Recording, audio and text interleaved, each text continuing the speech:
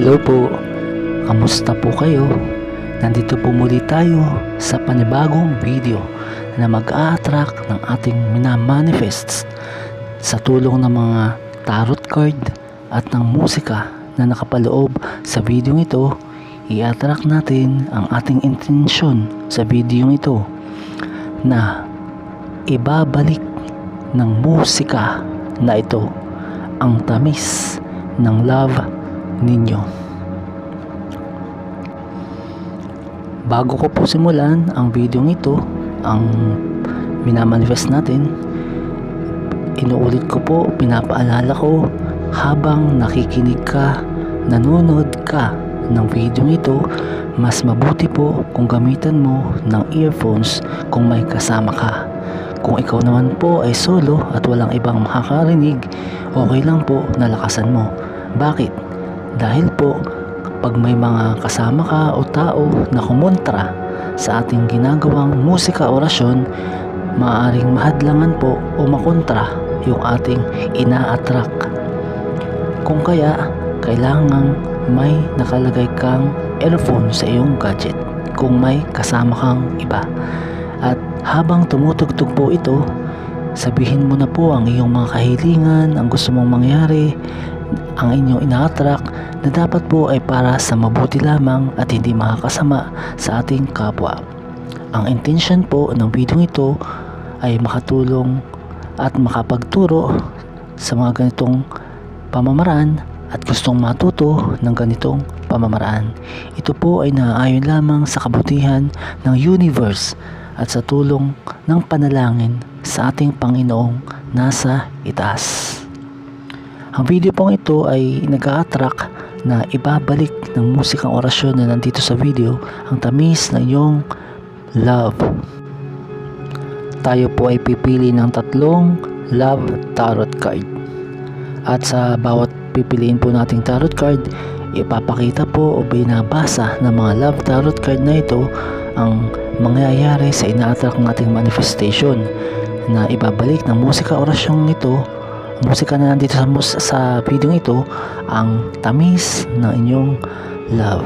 Pipili po tayo ng 3 tarot card.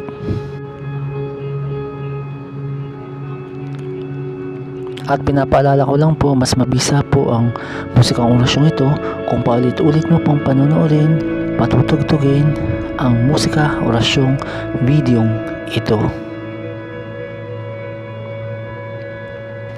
Sa unang love tarot card po, titingnan natin kung anong sinasabi ng ating tarot card. Kung ito ba ay sang-ayon sa ating minamanifest o may iba pa siyang sasabihin o babasahin.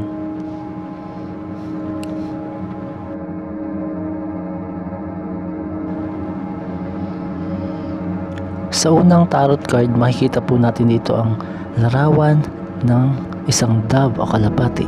Ito po ay simbolo ng peace. Ibig sabihin po, yung intention natin na ibabalik ng musikang ito, yung tamis o yung sweetness ng inyong relationship ay magiging smooth. Matutupad siya sa pamamaraan ng mapayapang pamamaraan. Yun po yung sinasabi ng ating unang love tarot card. At paalala ko po ulit sa inyo, kapag po kayo humihiling sa video ito, nagsasabi na inyong gusto mangyari, huwag po kayong gagamit ng salitang sana. Huwag nyo pong iimikin yan o kahit iisipin. Sa halip, sabihin nyo po, matutupad, I claim it. Sa pangalawang love tarot card naman po, makikita natin ang larawan ng isang couple o magkasintahan na magkayakap. Ibig sabihin po nito, yung minimithi po natin na intensyon sa musikang orasyong ito na ibabalik ng musikang ito, yung love, yung sweetness ng love ninyo. Ibig sabihin po, sinasabi ng pangalawang love tarot card, kayo lamang at walang ibang gugulo sa inyo. O kung meron mga kasalukuyang gumugulo, hindi siya mangyayari, hindi siya matutupad na guluhin kayo. At ang pangatlong love tarot card naman po, makikita po diyan ang 3 pieces of white flower. Ibig sabihin po niyan, kumukonekta po yung pangatlong love tarot card sa unang love tarot card. Di po ba sa unang love tarot card, yan po yung peace sign.